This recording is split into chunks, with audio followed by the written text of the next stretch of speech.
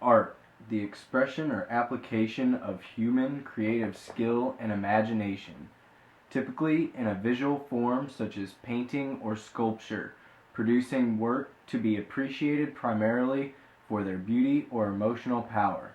Take a look at SIUE art major C. Fleck and his process of sculpting.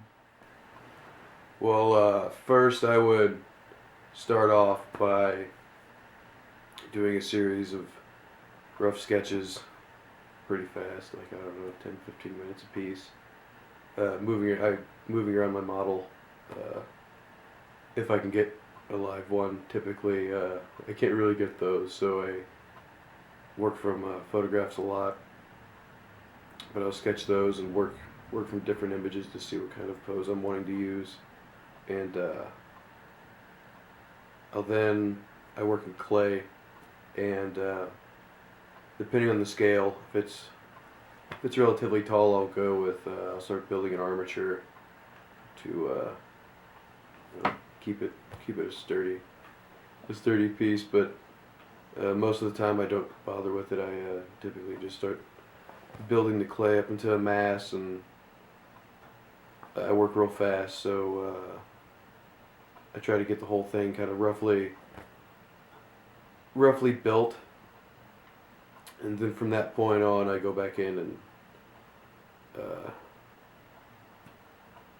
build up areas of refinement that I find necessary, but typically I leave most of it really loose because I really like the gestural aspect of how I work.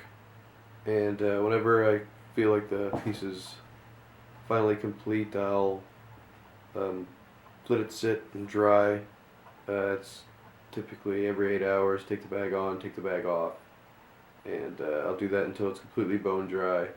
And at that point, you'll throw it in a kiln.